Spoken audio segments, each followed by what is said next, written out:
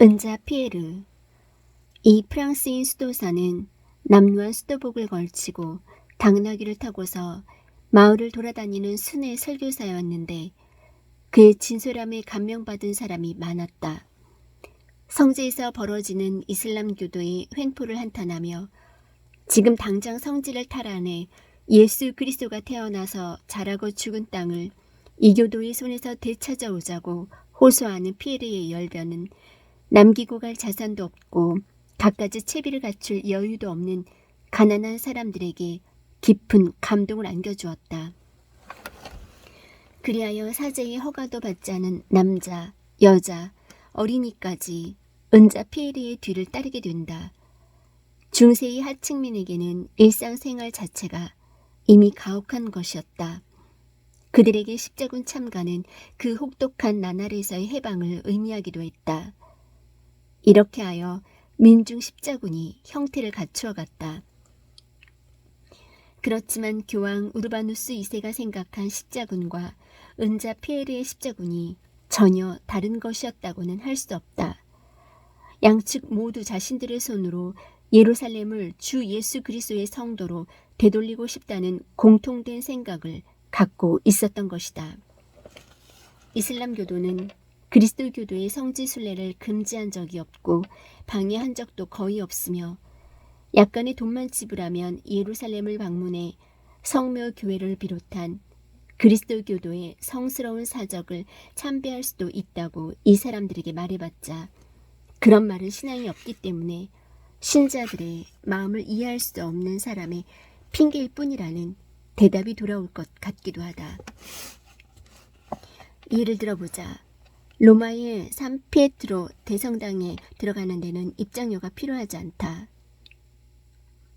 그 안에는 미켈란젤로의 피에타를 비롯한 인류 최고의 예술품이 많이 있지만 산피에트로 대성당은 어디까지나 기도하는 장소이고 그럼으로써 신에게 다가가는 장소이기 때문이다. 한편 바로 옆에 있는 바티칸 미술관은 입장료를 받는다. 그 안이 아무리 종교색 짙은 작품으로 가득하다 해도 미술관이지 성당이 아니기 때문이다. 이러한 관습은 다른 어느 성당에서나 똑같이 행해지고 있다. 오직 카라바조의 걸작을 감상할 목적으로 산 루이지 데이 프란치시 성당에 들어간다 해도 그림이 있는 곳이 성당이기 때문에 아무도 입장료를 내라고 하지 않는다.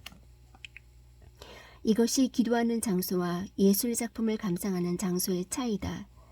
그 증거로 성당 앞에는 구걸하는 사람이 있어도 미술관 앞에는 없지 않은가. 성당 앞에 있는 거지는 분명한 존재 이유가 있다. 신에게 기도한 후 불우한 사람들에게 얼마간 기부하는 선행을 쌓게 하기 위해서다. 미술관을 보고서 감격한다 해도 거기서는 선행을 쌓는 것까지 요구하지는 않기 때문에 신자가 아닌 나도 그건 나름대로 논리적이라고 생각한다. 또한 미술관에 들어갈 때는 복장을 주의할 필요가 없다. 민소매 옷이든 가슴이 파인 옷이든 상관없다. 하지만 성당에서는 어디선가 수도사가 나타나서 스카프 같은 것으로 가려달라고 말한다. 성당 안에서 베일로 머리를 가리는 습관이 오랫동안 이어져 왔으므로 맨살을 드러낸 어깨나 가슴골을 가려달라는 것도 당연한 일이다. 여기서도 신앙의 장소와 예술품 감상의 장소가 가진 차이가 드러난다. 이러한 관습이 21세기인 지금까지 답습되고 있으니 지금으로부터 1000년 전인 중세 사람들은 더욱 당연하게 불만을 갖지 않았을까? 자신들이 신앙을 바치는 사람의 발자취를 더듬는, 말하자면 기도하고 예수에게 가까이 다가가기 위한 장소인데 왜 입장료를, 그것도 이교도에게 지불해야 하는가? 라고 말이다. 이러한 생각은 교황이나 군주나 일반 서민이나 다르지 않았을 것이다. 이런 그들은 성지 탈환, 예루살렘 해방이라는 슬로건을 자연스럽게 받아들였을 것이고 유럽에서 오리엔트로 가는 도중에 그것이 점점 더 강해지지 않았을까. 주 예수가 바라시는 일을 하러 간다는 확고한 신념과 함께 민중 십자군. 가장 먼저 유럽을 떠나 동방으로 향한 것은 은자 피에르가 이끄는 빈민들로 구성된 십자군이었다. 남겨두고 가는 자산의 처분을 걱정할 필요도 없고 이렇다 할 군비를 갖출 것도 없었으므로 누구보다 먼저 떠날 수 있었다. 이듬해인 1096년 8월 15일을 출발일로 정한 교황 우르바누스의 말은 지킬 생각도 없이 그들은 1096년 봄이 오기를 기다리지도 않고 움직였다고 한다. 프랑스 북부에서도 라인강 근처의 독일 서부에서도 물줄기가 하나로 합쳐지듯이 모여든 참가자의 수가 얼마나 되는지는 아무도 몰랐다. 인솔자 피에르 자신도 알지 못했고 알려고도 하지 않았을 것이다. 연구자들도 5만에서 10만 명쯤으로 추정할 뿐이다. 그중 대부분은 농민이나 도시의 하층민에 속하는 사람들이고 도둑 등 범죄자들도 포함되어 있었다. 남자뿐만 아니라 여자와 어린아이까지 있었다. 대부분은 제대로 된 무기조차 들지 않았고 군장을 갖춘 사람은 극히 소수였는데 그들도 당시 떠돌이 기사라 불리던 일본으로 말하자면 낭인이었다. 당연히 규일 같은 것도 존재하지 않았고 당나귀를 타고 가는 은자 피에르의 뒤를 어떤 자는 짐수레를 타고 대부분은 걸어서 따라가는 게 행군의 전부였다. 물론 병참의 개념 같은 건 약에 쓰려 해도 찾아볼 수 없었지만 유럽 내에서는 그나마 거쳐가는 지역에 사는 사람들의 인정에 의지할 수 있었다. 하지만 그것을 바랄 수 없을 때는 주저하지 않고 강탈했다. 유대교도가 사는 지역에서는 당연히 이교도라는 이유로 강탈이 더욱 심했는데 그 지역이 신성 로마 제국의 영내였기 때문에 황제 하인리히로부터 강력한 제지를 받게 된다. 군대가 파견되자 도망갈 수밖에 없었지만 그래도 1000명에 가까운 유대인이 희생되었다. 그리고 독일을 뒤로하고 헝가리 왕의 영내로 들어간 뒤에도 같은 그리스도교도에게도 폭행을 계속하며 행군하는 양상은 달라지지 않았다. 그러나 이 민중 십자군에는 절대적인 강점이 있었다. 인적 희생에 전혀 무관심하다는 점이었다. 강탈 행위를 하다가 몇 명이 살해당하든 먹을 것이 없어서 도중에 쓰러져 숨을 거두는 사람이 속출하든 은자 피에르도 신경 쓰지 않았고 함께 걷는 십자군 동료들 중에도 그런 것을 마음에 두는 사람은 없었다. 같은 규모의 군사라면 인적 희생에 민감하지 않은 편이 강하다. 유럽을 떠난 시점에는 10만 명이었던 것이 소아시아로 들어갈 때는 5만 명이 되었다고 해도 그것을 걱정하는 사람도 또 그 참상을 문제시하는 사람도 없었다. 민중 십자군은 그 상태로 비잔틴 제국의 수도 콘스탄티노플에 도착했다. 1096년 8월 1일이었다고 하니 교황 우르바누스가 출발일로 정한 날보다 2주일이나 앞서 도정의 절반을 답파한 것이다. 제후들. 교황 우르바누스가 클레르몽에서 한 호소는 사실 군사력을 가진 군주들을 향한 것이었다. 그러므로 누가 그 호소에 응하느냐가 무척 중요했는데 그것이 황제나 왕이 아니라 그 아래 지위인 제후에 머물고 만 것에는 다음과 같은 사정이 있었다. 서유럽의 모든 그리스도교 세계의 원정이라고 공언한 이상 누가 생각해도 첫 번째로 거론해야 하는 사람은 그리스도교 세계를 지키는 것이 존립의 이유였던 신성 로마 제국의 황제였다. 게다가 그 당시 황제 하인리 4세는 십자군이 출진할 예정인 1096년에 46살이 되니 충분히 총사령관을 맡을 수 있는 나이였다. 하지만 이 사람과 하지만 이 사람과 로마 교회는 카노사의 굴욕 이후 계속해서 험악한 관계였다. 또한 교황 우르바누스의 속마음에는 십자군을 성공시켜 교황의 권위를 강화하고 황제의 권력을 약화시키려는 생각이 있었다. 교황은 하인리 4세에게 부탁의 말조차 꺼내지 않았다. 황제를 제외하면 다음으로 생각할 수 있는 사람은 프랑스 왕이다. 프랑스 왕 필리프도 44살이었으므로 지위나 연령 면에서 총사령관의 적격이었을 테지만 이 사람은 사생활에 문제가 있었다. 불륜을 저질렀을 뿐만 아니라 그 상대를 왕비로 삼으려 했고 그 때문에 현 왕비와 이혼하려고 해서 교황의 분노를 사 파문당한 것이다. 클리니 수원이 내세운 개혁은 교회 내부만이 아니라 그리스도의 가르침에 따르는 세속의 윤리를 개선하는 것이 목표였다. 그 개혁파에 속한 우르바누스 2세는 그런 면에서 문제가 있는 프랑스 왕을 내버려 둘 수 없었으므로 파문에 처했던 것이다. 그러나 필리프는 교황의 권위에 대항해 파문당한 것은 아니었다. 교황이 자신의 이혼에 반대하는 것을 받아들이지 않았을 뿐이다. 그래서 파문도 미온적으로 이루어졌고 가신들도 동요하지 않았으며 하인리처럼 눈 속에 서서 파문을 풀어달라고 할 것까지는 없었다. 그렇지만 아무래도 신이 바라는 십자군이라는 성스러운 사업을 맡길 수는 없었다. 그러나 파문을 당했을지언정 교황과 험악한 관계는 아니었던 프랑스 왕은 자기가 안 된다면 동생을 대신 보내겠다고 제안했다. 그 때문에 1096년 39살의 베르망두아 백작 위그가 십자군에 참가하게 되었다. 제1차 십자군이 제후들의 십자군이라 불리게 된 것도 피치 못하게 독일 황제와 프랑스 왕이 제외되었기 때문이다. 다만 제후라고 해서 자잘한 군주들의 집합을 떠올린다면 이 시대에는 전혀 그렇지 않았다. 중앙집권 시스템은 십자군 이후의 시대에 확립되었고 11세기의 제후들은 황제나 왕에 비해 지위는 낮아도 그 역량은 결코 뒤떨어지지 않은 존재였다. 공작이니 백작이니 하는 칭호로 불리긴 하지만 이 제후들은 황제나 왕에게서 영토를 하사받아 영위했던 게 아니었다.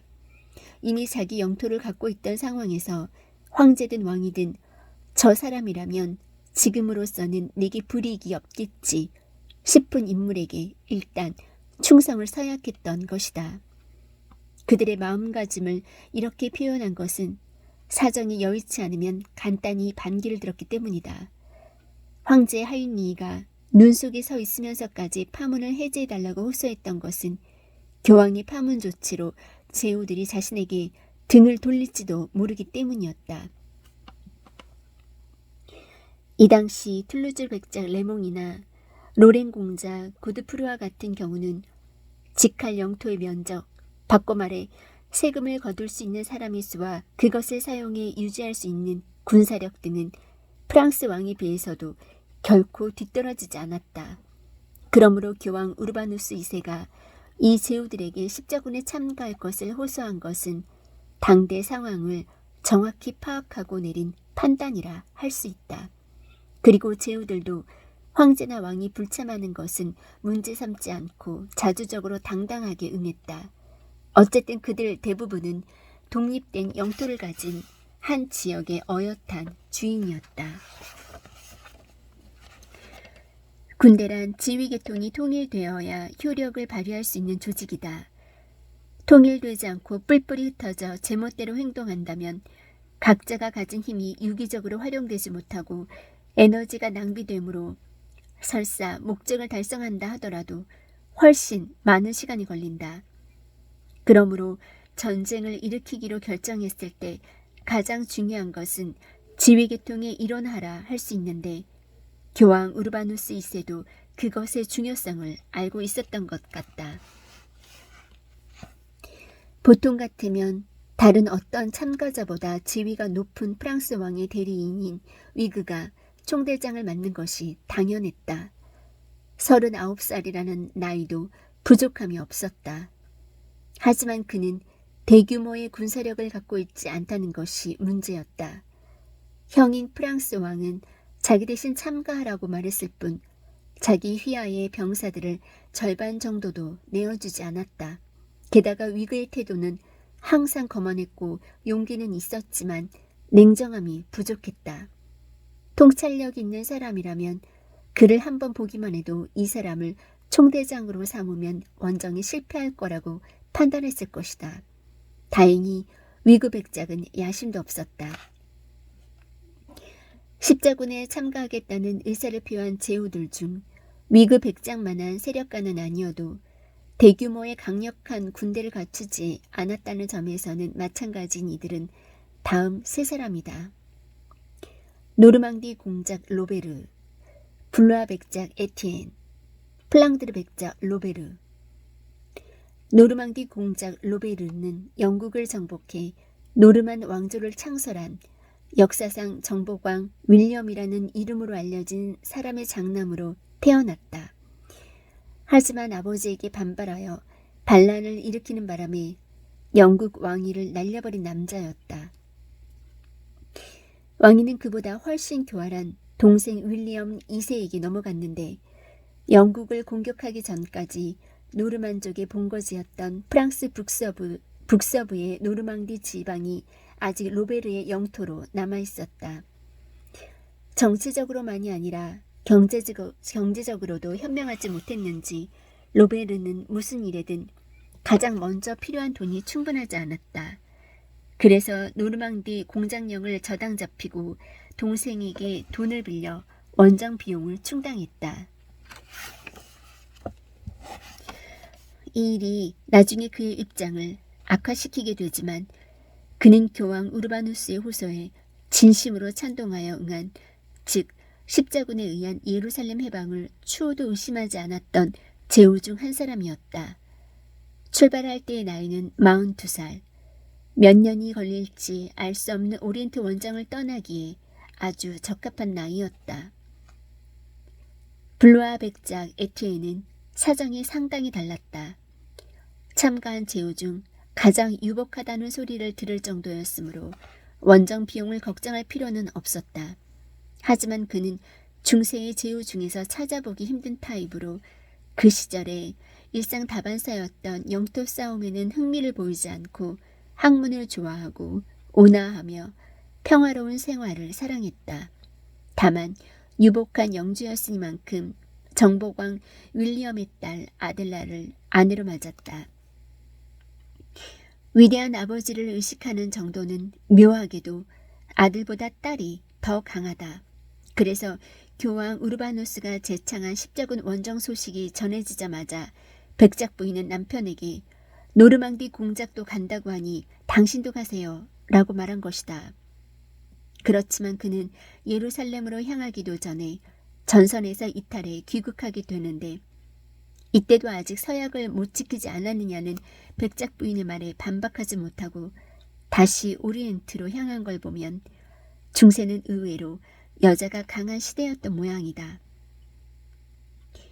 블루아 백작이 인솔한 군대는 광대한 토지를 가진 유복한 영주이니만큼 정확한 수는 알 수 없지만 어느 정도의 병력, 즉 수백에서 1000명 정도는 되었던 것 같다.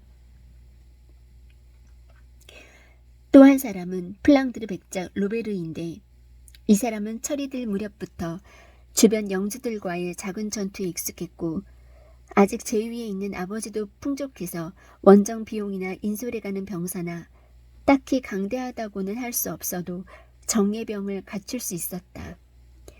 유럽에서 그리스 교도끼리 싸우는 대신 오리엔트로 가서 이슬람 교도를 상대로 싸우라는 교황 우르바누스의 속내에 가장 적절하게 부합하는 사람이었다.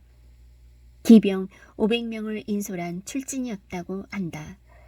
나이는 아직 31로 세 사람 중에서 가장 젊었다. 블루아 백작 에티엔을 제외한 두 사람에게는 이외에도 세 가지 공통점이 있었다. 첫째, 십자군의 목적인 예루살렘 해방을 진심으로 믿고 있었다. 둘째, 그러므로 전장에서도 용감하게 싸웠다. 그리고 셋째, 목적을 달성한 후 유럽으로 돌아갔다. 즉, 오리엔트 땅에서의 영토 획득에는 야심이 없었다는 점이다. 특히 로베르 백작이 이끄는 플랑드르 사람들은 싸우는 것도 훌륭했지만 물러가는 것도 훌륭했다. 그리고 이 세 사람은 우연찮게 출발과 행군을 함께하게 된다. 세 사람 모두 독자적으로 오리엔트까지의 먼 길을 타파하는 데 필요한 병력을 갖추고 있지 않았기 때문이었을 것이다. 툴루즈 백작 레몽드 생질. 교황 우르바누스는 클레르몽에서 공회를 열 때부터 이미 십자군 총대장으로 툴루즈 백작 레몽을 생각하고 있었을 것이다. 50대 중반이라는 나이는 당시로서는 노인이었지만 참전하는 제후들 중 유일하게 이슬람교도와 전투를 해본 경험이 있었다. 스페인에서 레콘키스타에 참전하는 것은 프랑스 남부에 광활한 영토를 가진 레몽에게는 당연한 일이었다. 교황 우르바누스는 클레르몽에서 십자군 원정을 제창하기 전에 이미 레몽을 만났다. 또한 클레르몽 공의회에 오지는 않았지만 누구보다 먼저 십자군에 참가하겠다고 선언한 사람이 레몽이었다. 교황은 자신의 대리인 자격으로 십자군에 참가하기로 한 루피의 주교 아데마르를 이 툴루즈 백작 레몽의 측근으로 붙여주었다. 레몽은 교황의 대리인이 항상 옆에 있고 나이도 제후 중에서 가장 많은 자신이 바로 총대장이라고 믿어 의심치 않았을 것이다. 십자군 원정에 찬동하는 마음에 조금의 흔들림도 없었으며 아내와 차남까지 동행하게 하는 등 마음을 쏟는 모습이었다. 주변의 소영주들까지 소집하고 보니 그를 따르는 군대가 5만 명에 육박할 정도였다. 그런데 이 사람은 인망이 없었다. 동료가 될 제후들에게 인망을 얻지 못한 것은 그가 사소한 것에 너무 고집을 부렸기 때문이다. 또한 따르는 병사들로부터 또 인망을 얻지 못했는데 감정이 앞선 나머지 쓸모없는 전투에까지 전력을 다한 것이 그 원인이었다. 그런 탓에 출발 당초에는 상당한 군세였음에도 그는 적과 싸울 때마다 수많은 병사를 잃게 된다. 그래도 병사가 따른 것은 그가 큰 부자였으므로 급료 지급은 확실했기 때문일 것이다. 툴루즈 백작 레몽의 이런 면을 주목하지 않고 총대장으로 판단한 걸 보면 교황 우르바누스 2세는 국제정치에서는 달인일지언정 전쟁에 대해서는 잘 몰랐다고밖에 할 수 없다. 그것이 잘못된 판단이라는 것을 교황은 끝내 깨닫지 못했던 듯하다. 어쨌든 툴루즈 백작은 자신이 총대장이라고 믿고 출발했다. 이것이 팔레스티나에 도착한 이후 그가 한때 원정에서 벗어나는 원인이 된다. 십자군의 의미를 믿고 전장에서도 상당한 활약을 할 사람이었으므로 십자군 전체로 보면 안타까운 일임에 틀림없다. 로렌 공작 고드프루아트 부용. 교황 우르바누스가 총대장으로 고려하지 않았음에도 아주 자연스럽게 총대장으로 여겨지던 사람이 로렌 공작 고드프루아트 부용이다. 현재의 벨기에에 해당하는 하 로렌 지방의 영주로 나이도 레몽보다 18살이나 어린 36이었다. 로렌 지방이 14세기 이후 프랑스 왕의 패권 아래로 들어가고 나서 이 사람의 이름도 프랑스식 발음으로 바뀌는데 11세기 말인 이 시대에는 아직 신성 로마 제국에 속한 봉건 제후 중 한 사람이었다. 그러므로 로렌 공작 고드프루아는 프랑스인보다 독일인으로 보는 게 맞다. 어쩌면 아니 거의 확실하게 교황 우르바누스는 이 인물이 십자군에 참가하리라고 예상하지 못했을 것이다. 신성 로마 제국에 속하는 영지의 군주인 로렌 공작은 신성 로마 제국 황제 신하이며 황제 하인리 4세 편이어서 로마 교황을 적대시하는 사람 중 하나였기 때문이다. 심지어 하인리가 교황 그레고리우스를 로마에서 내몰 때에도 동조했던 인물이라고 한다. 그런데 왜 그는 그레고리우스의 후계자임에 분명한 우르바누스가 제창한 십자군에 참가하기로 결심한 것일까? 연구자 중에는 제후들 가운데 이 고드 프루아마는 왜 십자군에 참가했는지 모르겠다는 사람도 있다. 하지만 나는 바로 그렇기 때문에 참가하기로 결정한 것이라고 생각한다. 그 시절 30대 중반이라는 나이는 인생의 중간쯤에 해당한다. 즉, 지금까지의 인생에서 자신이 무엇을 해왔는지 돌아볼 나이이기도 한 것이다.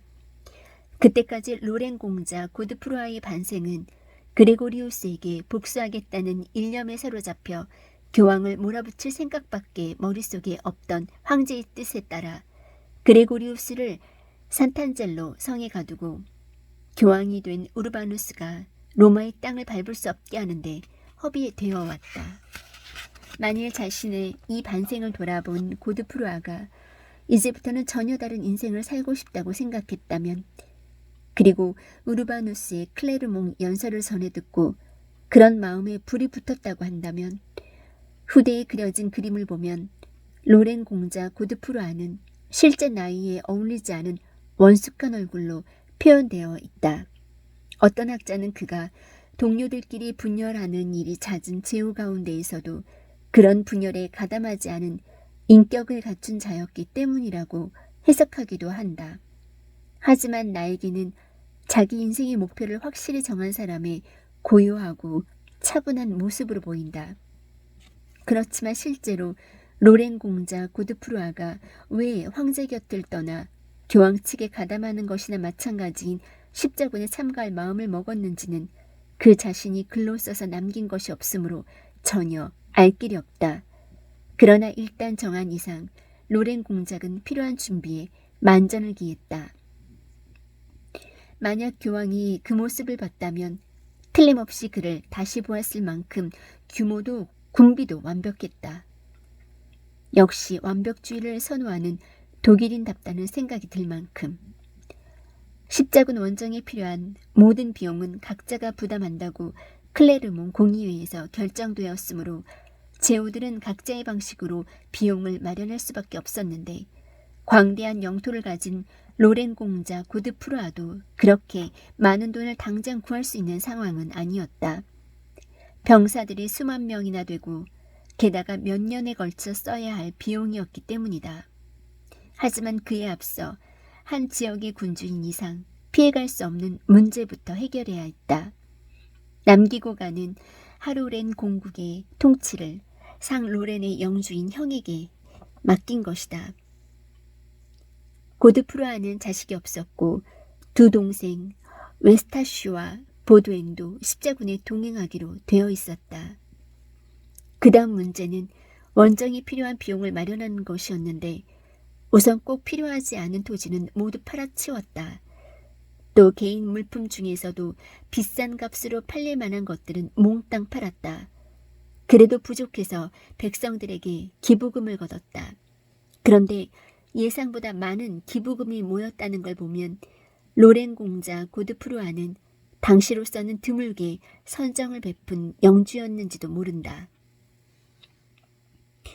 고드프루아가 차남이었으므로 그와 동행해 십자군에 참가하는 두 동생은 셋째와 넷째였다. 삼남 웨스타슈는 작은 영제의 영주였던 모양으로 그저 단순한 영주 일가의 일원은 아니었다. 하지만 사남 보두행은 자기 영지가 전혀 없는 처지였다. 아들이 많아 모두에게 영토를 나눠줄 수 없는 경우 그중 한 사람에게는 성직의 길이 마련된다. 보두행에게도 이런 종류의 취직 자리가 있었지만 그의 성직 경력은 일찌감치 끊어진다. 성직자가 되기 싫은 젊은이가 스스로 뛰쳐나왔는지 아니면 무슨 문제를 일으켜 쫓겨났는지는 알 수 없다. 어쨌든 보두행의 성직 경력은 시작하자마자 좌절되었고, 이제 막 30대에 들어선 젊은이는 아무것도 상속받지 못하는 처지이면서 결혼까지 한 상태였다. 고드프루아는 이 막내 동생 보두행 외에 동명이인인 또 다른 보두행도 십자군에 동행하도록 했다. 이 보두행은 그들과는 사촌지간인데 영주의 사촌이라면 그 역시 재산을 전혀 상속받지 못했을 가능성이 크다. 하지만 고드프루아와 이 두 명의 보두행으로 이루어진 로렌 공작 일족은 제1차 십자군에서 무척 중요한 역할을 하게 된다. 그렇다면 제1차 십자군이란 마치 여러 일족 무리가 떠난 원정이라고 할 수 있지 않을까 싶다면 그 생각이 맞다.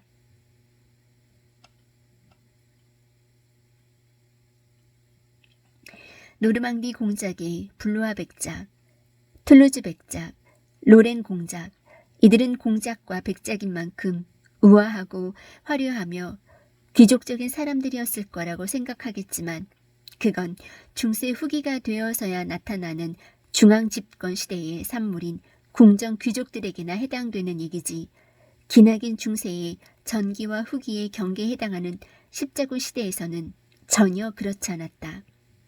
그 시대의 공작, 후작, 백작, 남작이란 자기 힘으로 획득하고 자기 힘으로 유지하는 영지의 주인이고 그것을 위해 없어서는 안 될 군사력으로 핏줄로 이어진 일종 무리를 이끄는 우두머리였다. 역사에서는 귀족이라고 쓰지만 실상은 호족이자 부족이며 스코틀랜드로 치면 일가라는 뜻의 클랜이었던 것이다. 그 증거로 그들 모두 유래가 있는 문장을 가지고 행군할 때는 그것을 그려 넣은 깃발을 앞세웠으며 전장에서는 그 각양각색의 깃발 아래 분투하게 된다. 교황 우르바누스가 십자군 전사는 누구나 가슴이나 등에 붉은 십자를 달라고 한 것도 가지각색의 표시를 방치하게 되면 십자군으로서의 통일성을 기할 수도 없고 그렇다고 그 문장들을 모두 없애는 것도 비현실적이니 최소한 붉은 십자 표시로 통일성을 기하자는 의도도 있었다. 군웅 할거 시대에 이러한 영웅들을 하나의 목적을 위해 내보내는 것은 서유럽 그리스도 교도의 최고 우두머리이기도 한 로마 교황에게도 간단한 일이 아니었던 것이다. 그러나 공작이나 백작으로 호칭되지만 실상은 클랜의 우두머리였기 때문에 우두머리가 십자군 원정이라는 모험에 나서겠다고 결정한 이상 일족 무리는 그에 따라야 했다. 이것이 당시 남자들에게는 당연한 삶의 방식이었다. 여러 면에서 제1차 십자군에 참가하는 제5의 전형에 해당하는 로렌 공작과 그 일족 무리가 이끄는 군대의 규모는 기병 1만 명과 보병 3만 명에 이르렀다고 한다. 하지만 이것은 상당히 과장된 숫자이고 연구자들은 잘해야 그 절반이었을 거라고 말한다. 그래도 역시 제후들의 우두머리로서는 바람직한 프랑스 왕 못지않은 군사력이었다. 더구나 기병과 보병 전원이 작은 철제 고리를 그물 모양으로 짠 호버크로 온몸을 감싸고 그 위에 둔탁하게 빛나는 강철 갑옷을 걸친 중무장이었다.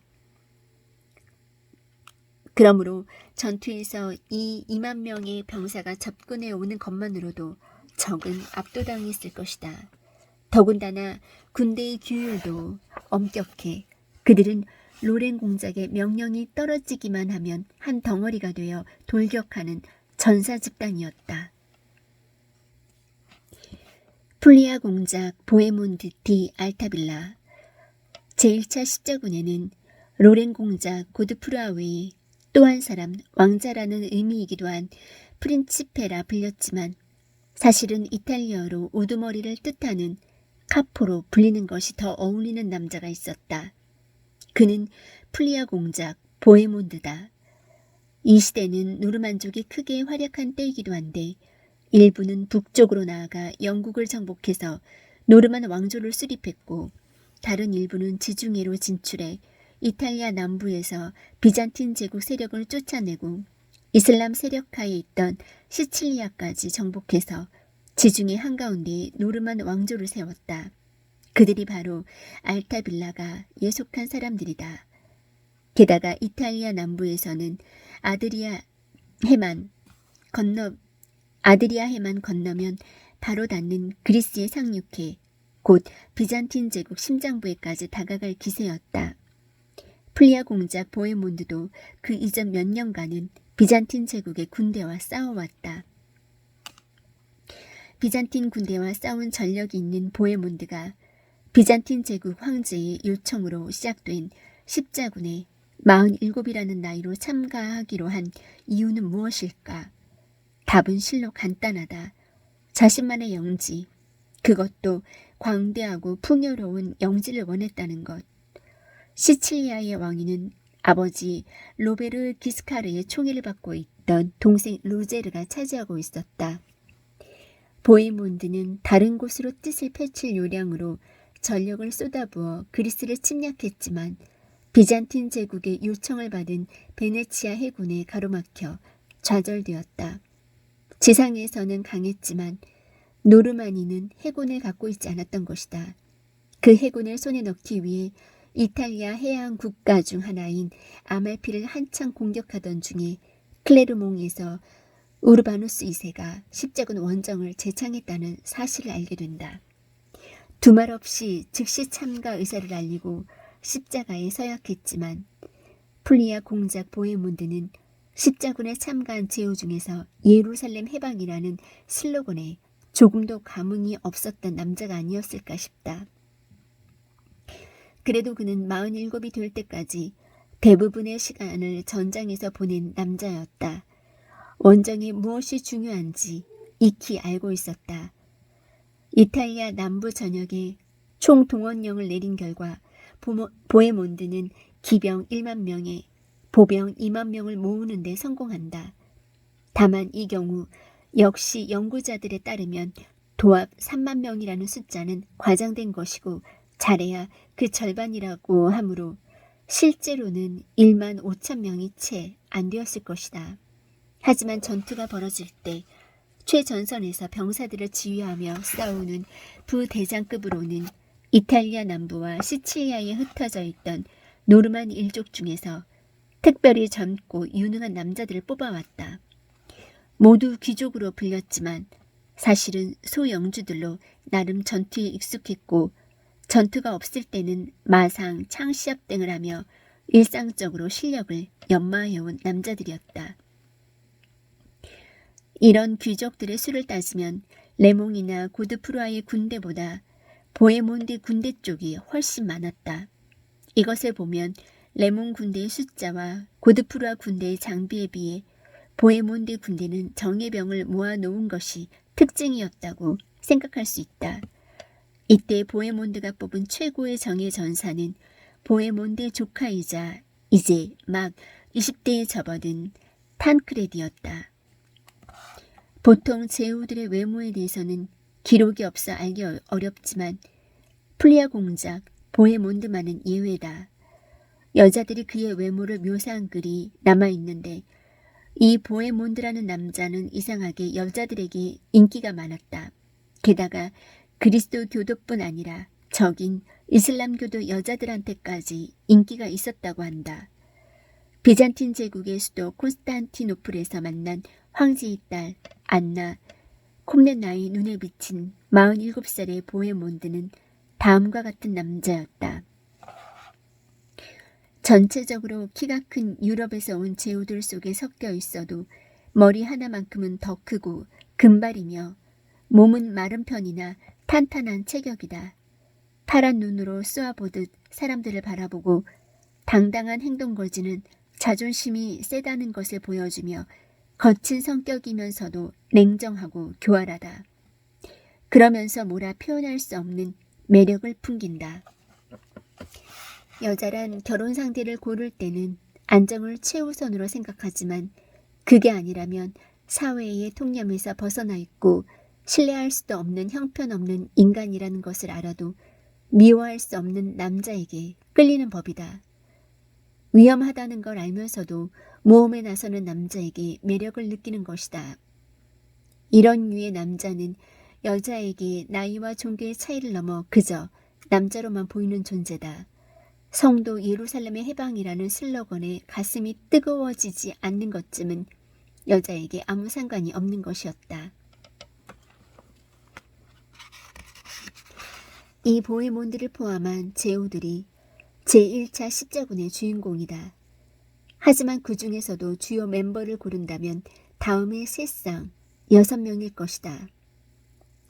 툴루즈 백작 레몬과 교황의 대리인인 아데마르 주교, 로렌 공자 고드프루아와 그의 동생 보두엔, 그리고 플리아 공작 보헤몬드와 그의 조카 탕크레디. 이 멤버는 모두 강력한 군대를 이끌고 있었는데 전장에서는 군사력의 대소가 발언권을 좌우한다. 그러나 그들이 주요 멤버가 된 이유는 그것만이 아니었다. 다른 무언가를 그들은 갖고 있었다. 연대기 작가가 말하는 숫자를 믿는다면 이들 제후가 이끈 병사의 총수는 좋기 10만 명을 넘는 대단한 군세였다. 이것이 사실이라면 로마 제국 전성기의 황제였던 트라이아누스가 오리엔트 원정을 떠날 때 이끌었던 규모에 필적하는 셈인데 오늘날의 연구자들 말을 믿는다면 실제 수는 그 절반인 5만 명 정도였을 것이다. 그래도 대군이다. 하지만 이 십자군의 최고 사령관은 처음부터 끝까지 존재하지 않았다. 아니, 최고 사령관을 정하자고 말을 꺼낸 사람조차 없었다. 그 때문에 지휘계통의 일원화는 끝내 이루어지지 않았고 따라서 5만 명의 군대가 유기적으로 활용되는 일은 좀처럼 없었다. 오리엔트로 갈 때도 각자 다른 길을 택했고 출발 시기도 제각각이었다. 그래도 집결지는 정해져 있었는데 그것은 비잔틴 제국의 수도 콘스탄티노플이었다.